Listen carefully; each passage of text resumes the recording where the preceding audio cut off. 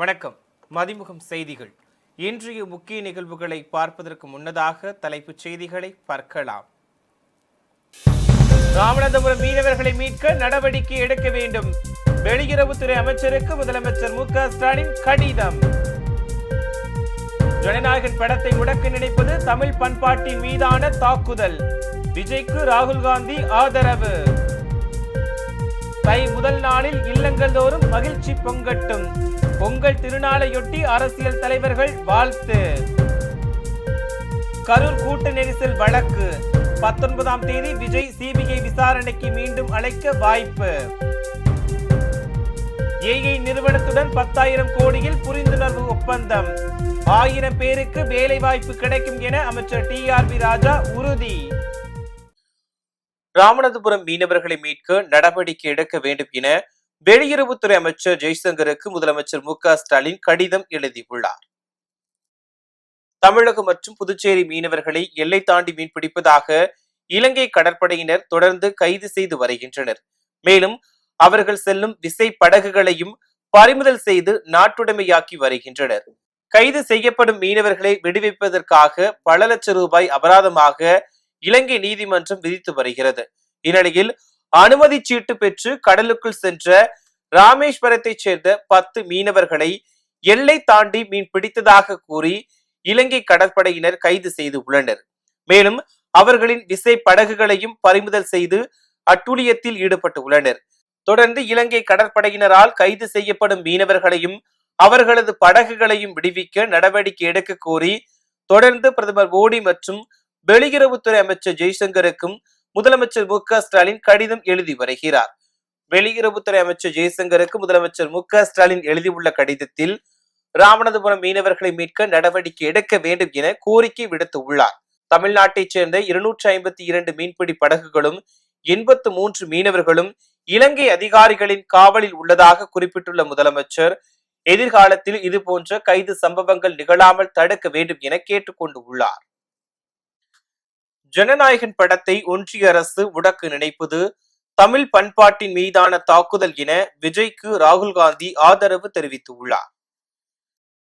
ஜனநாயகன் திரைப்படம் ஜனவரி 9ஆம் தேதி வெளியாகும் என அறிவிக்கப்பட்டிருந்த நிலையில் அதற்கு தணிக்கை சான்றிதழ் கிடைப்பதில் சிக்கல் ஏற்பட்டது.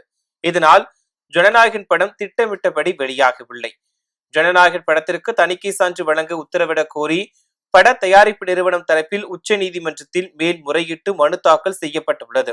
ஜனநாயகன் படத்திற்கு தணிக்கை சான்று வழங்கப்படாததற்கு பல்வேறு அரசியல் கட்சி தலைவர்கள் கண்டனம் தெரிவித்து வருகின்றனர். சிபிஐ அமலாக்கத்துறை வரிசையில் தணிக்கை வாரியமும் மத்திய அரசின் புதிய ஆயுதமாக மாறிவிட்டதாக முதலமைச்சர் மு.க.ஸ்டாலின் கண்டனம் தெரிவித்திருந்தார். இந்நிலையில் ஜனநாயகன் பட விவகாரத்தில் விஜய்க்கு மக்களவை எதிர்க்கட்சி தலைவர் ராகுல் காந்தியும் ஆதரவு தெரிவித்துள்ளார். பொங்கல் திருநாளை முன்னிட்டு முதலமைச்சர் மு.க.ஸ்டாலின், எதிர்க்கட்சி தலைவர் எடப்பாடி பழனிசாமி உள்ளிட்ட தலைவர்கள் வாழ்த்து தெரிவித்துள்ளனர். தமிழகம் முழுவதும் ஜனவரி 14ஆம் தேதி முதல் பொங்கல் பண்டிகை கொண்டாடப்பட உள்ள நிலையில் அரசியல் தலைவர்கள் மக்களுக்கு வாழ்த்து தெரிவித்து வருகின்றனர். பொங்கல் வாழ்த்து தெரிவித்து முதலமைச்சர் மு.க.ஸ்டாலின் வெளியிட்டுள்ள அறிக்கையில், தை முதல் நாளில் தமிழர்களின் இல்லங்கள் தோறும் மகிழ்ச்சி பொங்கட்டும் என்றும் அந்த மகிழ்ச்சி நம் அனைவருக்கும் ஊக்கத்தையும் உத்வேகத்தையும் வழங்கட்டும் என வாழ்த்து தெரிவித்துள்ளார். சூரியனை போற்றும் பொங்கல் நல்நாள் உடன்பிறப்புகளின் உழைப்பினால் கழகத்திற்கு வெற்றி பொங்கலாக அமையட்டும் எனவும் தமிழ்நாடு வெல்லட்டும் என தெரிவித்துள்ளார். இதேபோல் எதிர்க்கட்சி தலைவர் எடப்பாடி பழனிசாமி வெளியிட்டுள்ள பொங்கல் வாழ்த்து குறிப்பில், தமிழர் திருநாளாம் பொங்கல் திருநாளில் தமிழக மக்கள் அனைவரும் எல்லா நலமும் வளமும் பெற்று சீரோடும் சிறப்போடும் வாழ வேண்டும் என்றும் பொங்கல் திருநாள் வாழ்த்து எனவும் தெரிவித்துள்ளார். கரூர் சம்பவம் தொடர்பாக தமிழக வெற்றி கழக தலைவர் விஜயை வரும் 19ஆம் தேதி மீண்டும் சிபிஐ விசாரணைக்கு அழைக்க வாய்ப்புள்ளதாக தகவல் வெளியாகியுள்ளது. கடந்த ஆண்டு செப்டம்பர் 27ஆம் தேதி கரூரில் நடைபெற்ற தமிழக வெற்றி கழக பிரச்சாரத்தின் போது ஏற்பட்ட கூட்ட நெரிசலில் சிக்கி 41 பேர் உயிரிழந்தனர். இந்த சம்பவம் தொடர்பான வழக்கை சிபிஐ விசாரணை மேற்கொண்டு வருகிறது. கரூரில் பல கட்டங்களாக விசாரணை நடைபெற்று வரும் நிலையில் தமிழக வெற்றி கழகம் 2ஆம் கட்ட தலைவர்கள் கடந்த மாத இறுதியில் 3 நாட்கள் டெல்லிக்கு அழைக்கப்பட்டு விசாரிக்கப்பட்டனர். அவர்களுடன் கரூர் மாவட்ட அதிகாரிகளிடமும் விசாரணை நடத்தப்பட்டது. இதனையடுத்து விஜயிடம் விசாரணை நடத்த சிபிஐ அதிகாரிகள் முடிவு செய்து ஜனவரி 12ஆம் தேதி விசாரணைக்கு ஆஜராகுமாறு சம்மன் அனுப்பினர். சிபிஐயின் சம்மனை ஏற்று ஜனவரி 12ஆம் தேதி விஜய் ஆஜரானார். பலத்த எதிர்பார்ப்புக்கு இடையே சுமார் 7 மணி நேரம் விசாரணை நடைபெற்ற நிலையில் மாலை 6:30 மணிக்கு விசாரணை முடிந்து விஜய் வெளியே வந்தார். இதனிடையே பொங்கலுக்கு பிறகு அடுத்த கட்ட விசாரணையை ஒத்திவைக்க கோரி விஜயின் வழக்கறிஞர் முன்வைத்த கோரிக்கையை சிபிஐ ஏற்றதாக தகவல்கள் வெளியாகின. இந்நிலையில் விஜய் 19ஆம் தேதி மீண்டும் சிபிஐ விசாரணைக்கு அழைக்கப்பட வாய்ப்புள்ளதாக கூறப்படுகிறது. இதனையடுத்து டெல்லியில் இருந்து தனி விமானம் மூலம் விஜய் சென்னை திரும்பினார். தமிழக அரசு மற்றும் சர்வம் நிறுவனம் இணைந்து ஏஐ நிறுவனத்துடன் 10,000 கோடியில் புரிந்துணர்வு ஒப்பந்தம் கையெழுத்தாகி உள்ளதாக அமைச்சர் டிஆர்பி ராஜா தெரிவித்துள்ளார். சென்னை தலைமை செயலகத்தில் இதுகுறித்து தொழில்துறை அமைச்சர் டிஆர்பி ராஜா மற்றும் ஐஐடி பல்கலைக்கழகத்தின் இயக்குனர் காமகோடி மற்றும் சர்வம் செயற்கை தொழில்நுட்ப நிறுவனத்தின் துணைத் தலைவர் பிரத்யூஷ் ஆகியோர் கூட்டாக செய்தியாளர்களை சந்தித்து பேசினர். அப்போது தமிழக அரசு மற்றும் சர்வம் நிறுவனம் இணைந்து செயற்கை நுண்ணறிவு தகவல் மையம் அமைப்பதற்கு 10,000 கோடி ரூபாயில் புரிந்துணர்வு ஒப்பந்தம் கையெழுத்தாகி உள்ளதாகவும் இதன் மூலம் 1000 பேருக்கு வேலை வாய்ப்பு கிடைக்கும் எனவும் தெரிவித்தார். சர்வம் ஏஐ நிறுவனத்தோடு மாண்புமிகு திராவிட நாயகன் அவர்களின் முன்னிலையில் நாங்களும் எனது அருமை ப்ரொஃபஸர் அவர்கள் காமகோட்டி அவர்கள், எனது செக்ரட்டரி கைடன்ஸ் எம்டி, அதே போல் திரு பிரத்யூஷ் அவர்கள் எல்லோரும் இன்று ஒரு எம்ஓயு சைன் பண்ணியிருக்கோம். 10,000 கோடி ரூபாய்க்கான இந்த முதலீடு 1000 பேர்களுக்கு உயர் தொழில்நுட்ப டீப் டெக் ஜாப்ஸ் வழங்கக்கூடிய ஒரு அற்புதமான ஒரு முன்னெடுப்பு. ஆனால் இது ஒரு சாதாரண ஒரு எம்ஓயுவாக நீங்கள் இதை பார்த்திடக்கூடாது. இது ஒரு டிரான்ஸ்ஃபர்மேஷனல் மூமெண்ட்டாக பார்க்குறது.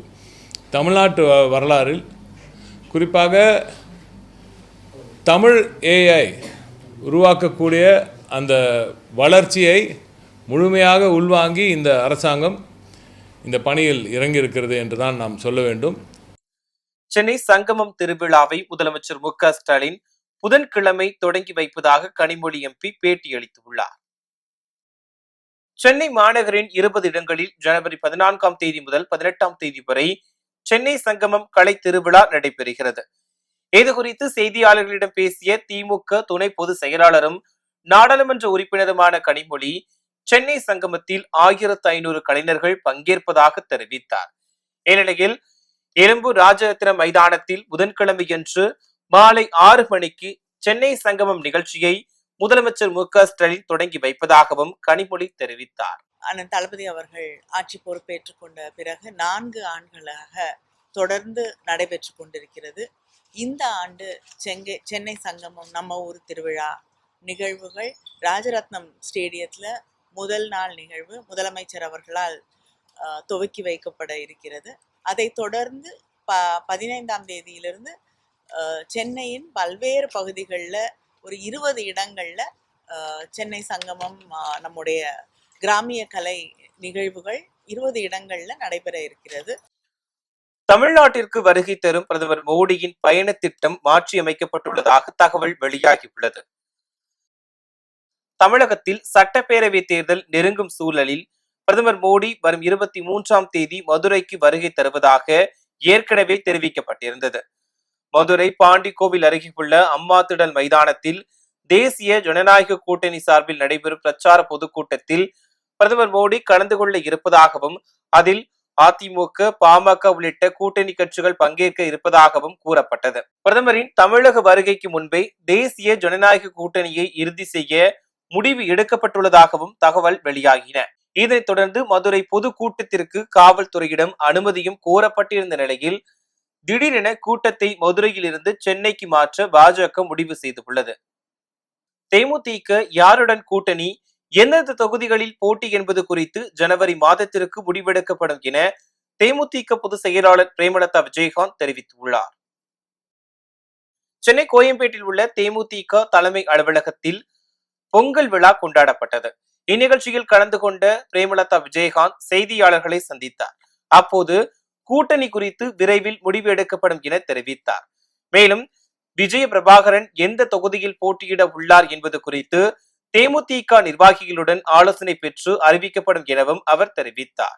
எங்களுடைய மாவட்ட கழக செயலாளர்களுடைய கருத்து அந்த மாவட்டத்தின் கருத்து. அவங்க எல்லாரும் ஒன்றியம், நகரம், பேரூர், கிளைகள் வரைக்கும் கலந்தாலோசனை செய்து மாவட்டத்தினுடைய அந்த பிரதிநிதிகளாக எங்கள் மாவட்ட கழக செயலாளர்கள் இன்னைக்கு வந்து வாக்களிச்சிருக்காங்க. அதை நாங்கள் ஓப்பன் பண்ணி பார்ப்போம், யார் யார் எந்த கூட்டணி விரும்பி இருக்காங்க என்பதை. உறுதியாக எங்கள் கழக நிர்வாகிகள், தொண்டர்கள் விரும்பும் கூட்டணியை தான் தேமுதிக அமைக்கும். அதில் எந்த மாற்று கருத்தும் கிடையாது. சென்னையில் 22 கேரட் ஆபரண தங்கத்தின் விலை சவரனுக்கு 1400 ரூபாய் உயர்ந்து 1,05,360 ரூபாய்க்கு விற்பனையாகிறது. சர்வதேச பொருளாதார நிலைக்கு ஏற்ப தங்கத்தின் விலை அவ்வப்போது ஏற்ற இறக்கத்தை சந்தித்து வருகிறது.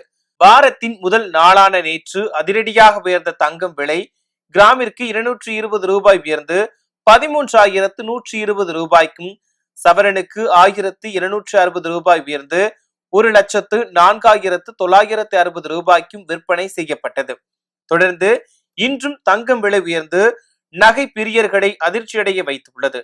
அதன்படி சென்னையில் 22 கேரட் ஆபரண தங்கத்தின் விலை கிராமிற்கு 50 ரூபாய் உயர்ந்து 13,170 ரூபாய்க்கும், சவரனுக்கு 400 ரூபாய் உயர்ந்து 1,05,360 ரூபாய்க்கும் விற்பனை செய்யப்படுகிறது. இதேபோல் வெள்ளியின் விலையும் ஒரே நாளில் அதிரடியாக கிராமிற்கு 5 ரூபாய் உயர்ந்து 292 ரூபாய்க்கும், கிலோவுக்கு 5,000 ரூபாய் உயர்ந்து 1 கிலோ வெள்ளி 2,92,000 ரூபாய்க்கும் விற்பனையாகிறது. அமெரிக்க அதிபர் டொனால்ட் ட்ரம்பை உலகின் மிக மோசமான மனிதர் என்று ஹாலிவுட் நடிகர் மார்க் ரூஃபல்லோ கடுமையாக விமர்சித்துள்ளார். அமெரிக்காவில் கடந்த 11ஆம் தேதி நடைபெற்ற கோல்டன் குளோப் விருது வழங்கும் விழாவில் ஹாலிவுட் நடிகர் மார்க் ரூஃபல்லோ கலந்து கொண்டார். மினியோபோலிஸ் நகரில் ரெனி நிக்கோல் குட் என்ற பெண் அதிகாரிகளால் சுட்டுக் கொல்லப்பட்ட சம்பவத்திற்கு எதிர்ப்பு தெரிவிக்கும் வகையில் அவரும் மற்ற நடிகர்களும் பி குட் என்ற வாசகம் அடங்கிய வெள்ளைகளை அணிந்து வந்திருந்தனர். இந்நிலையில் விழாவின் சிவப்பு கம்பள வரவேற்பில் பேசிய மார்க் ரூஃபல்லோ அதிபர் ட்ரம்ப் மீது அடுக்கடுக்கான குற்றச்சாட்டுகளை முன்வைத்தார். தொடர்ந்து பேசிய அவர் டொனால்ட் ட்ரம்ப் உலகின் மிக மோசமான மனிதர் என்று கடுமையாக விமர்சித்தார். உலகின் மிக சக்தி வாய்ந்த நாட்டின் அதிகாரத்தை இவரை போன்ற ஒருவரிடம் ஒப்படைத்திருப்பது ஆபத்தானது எனவும் கண்டனம் தெரிவித்தார். மீண்டும் தலைப்புச் செய்திகள். ராமநாதபுரம் மீனவர்களை மீட்க நடவடிக்கை எடுக்க வேண்டும். வெளியுறவுத்துறை அமைச்சருக்கு முதலமைச்சர் மு க ஸ்டாலின் கடிதம். ஜனநாயகன் படத்தை முடக்க நினைப்பது தமிழ் பண்பாட்டின் மீதான தாக்குதல். விஜய்க்கு ராகுல் காந்தி ஆதரவு. தை முதல் நாளில் இல்லங்கள் தோறும் மகிழ்ச்சி பொங்கட்டும். பொங்கல் திருநாளையொட்டி அரசியல் தலைவர்கள் வாழ்த்து. கரூர் கூட்ட நெரிசல் வழக்கு 19ஆம் தேதி விஜய் சிபிஐ விசாரணைக்கு மீண்டும் அழைக்க வாய்ப்பு. ஏஐ நிறுவனத்துடன் 10,000 கோடியில் புரிந்துணர்வு ஒப்பந்தம். 1000 பேருக்கு வேலை வாய்ப்பு கிடைக்கும் என அமைச்சர் TRV ராஜா உறுதி. இத்துடன் செய்திகள் நிறைவடைந்தன. மீண்டும் செய்திகள் காலை 8 மணிக்கு. மேலும் செய்திகளை தெரிந்து கொள்ள மதிமுகம் பிரைம் யூடியூப் தளத்தில் இணைந்திருங்கள்.